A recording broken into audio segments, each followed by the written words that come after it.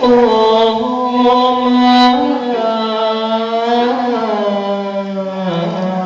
นะโมมหาตาติโนมหาพุทโธราชสีโหนะโมพุทธายะมะอุอิสวาสุสุตวาอิทธิฤทธิอิทธิฤทธังพุทธะอะระหังพุทธังประสิทเตธัมมังประสิทเตสังฆังประสิทเตมหาเทวังประสิทเต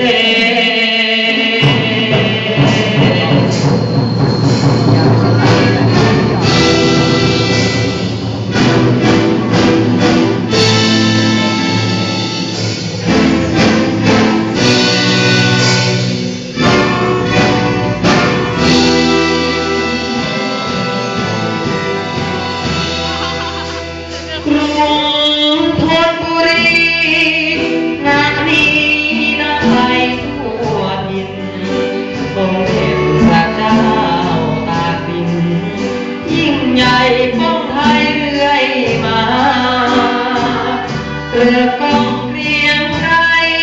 วงเวียนใหญ่พาไปบูชาพระสงฆ์นิกรทั่วลาพาเข้ามาขอพรบุรียังมีลูกมีคนหนึ่ง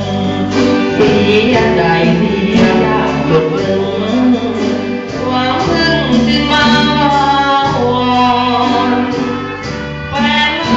มีหายอยู่งานใหญ่จากไว้จำรอตามหาทั่วรอบรอบนอนหน้าที่นอนไม่ควรมาน้องไปอยู่ไหนรู้ไหมใจที่จะขาดนั่งรอคนโบราณประกาศ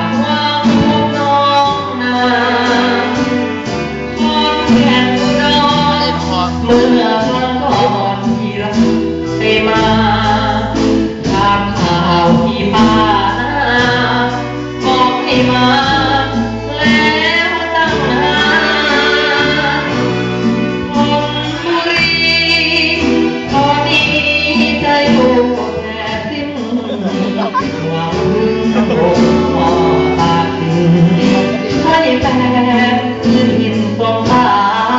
รใหญ่วางไว้บนวานเด็ดวันหากไม่กลับบ้านห้องนอนคือเสียงลาเรื่องตา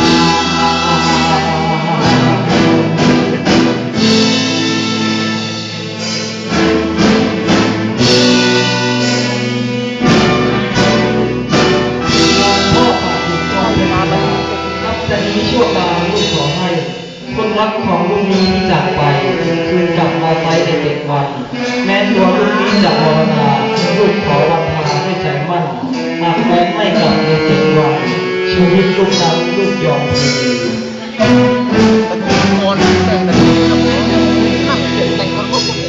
คนบุรีตอนนี้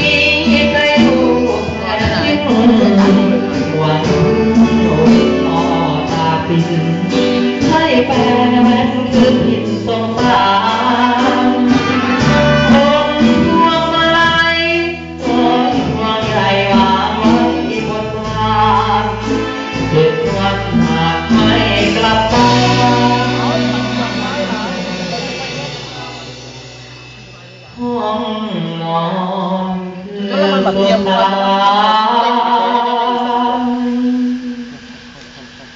เรือนตา